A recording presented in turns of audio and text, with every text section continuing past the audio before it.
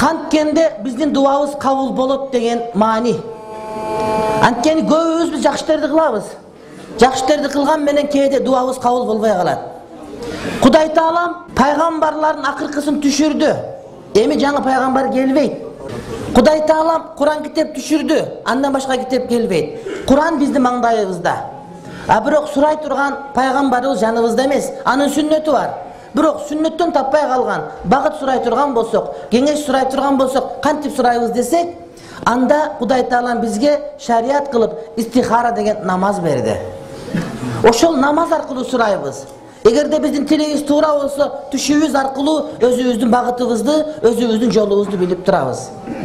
Ошондой эле Кудай Таалам бизге ырайым кылып, биз дуа кылсак, Кудай Таалам дуабызды кабылла турган кылды.